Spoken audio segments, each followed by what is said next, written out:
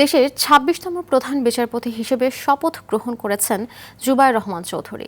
রোববার সকালে রাষ্ট্রপতি মোহাম্মদ শাহাবুদ্দিন তাকে শপথ বাক্য পাঠ করান।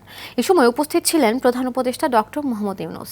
সংবিধান অনুযায়ী ৬৭ বছর পূর্ণ হওয়ায় সাবেক প্রধান বিচারপতি সৈয়দ রেফাত আহমেদ শনিবার ২৭ ডিসেম্বর আনুষ্ঠানিকভাবে অবসরে যান।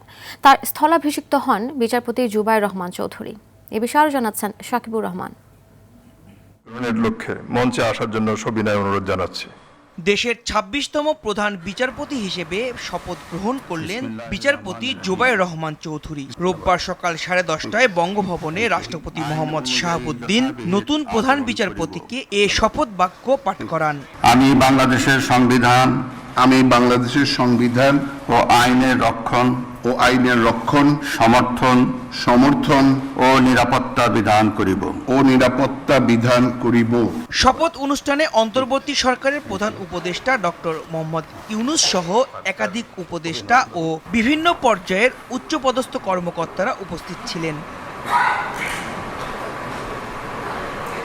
নতুন প্রধান বিচারপতি জুবায়ের রহমান চৌধুরী ১৯৬১ সালের ১৮ মে বরিশাল জেলার মেহেদীগঞ্জ উপজেলার উলানিয়া গ্রামে জন্মগ্রহণ করেন। এর আগে তিনি বাংলাদেশ সুপ্রিম কোর্টের আপিল বিভাগের বিচারপতি ছিলেন। তার বাবা প্রয়াত এ.এফ.এম. আব্দুর রহমান চৌধুরীও সুপ্রিম কোর্টের বিচারক ছিলেন। জুবায়ের রহমান চৌধুরী ঢাকা বিশ্ববিদ্যালয় থেকে এলএলবি অনার্স ও এলএলএম ডিগ্রি গ্রহণের পর যুক্তরাজ্য থেকে আন্তর্জাতিক আইনে এলএলএম করেন। ১৯৮৫ সালে জর্জ কোর্টে ও ১৯৮৭ সালে সুপ্রিম কোর্টের হাইকোর্ট বিভাগে আইনজীবী হিসেবে তালিকাভুক্ত হন জুবায়ের রহমান চৌধুরী। সাকিবুর রহমান, RTV, ঢাকা। জুলাই গণঅভ্যুত্থানের প্রথম শহীদ আবু সাঈদ হত্যা মামলায় তদন্ত কর্মকর্তা রুহুল আমিনের সাক্ষ্য গ্রহণ চলছে। আজ তাকে দ্বিতীয় দিনের মতো জেরা করছেন আসামি পক্ষের আইনজীবীরা।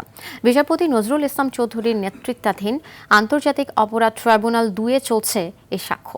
এছাড়া এই ট্রাইব্যুনালে জুলাই হত্যাকাণ্ডের মানবতা বিরোধী অপরাধে কার্যক্রম নিষিদ্ধ আওয়ামী লীগের সাধারণ সম্পাদক ওবায়দুল কাদেরের একটি এবং ময়মনসিংহের আরও একটি মামলার বিচারিক কার্যক্রম রয়েছে।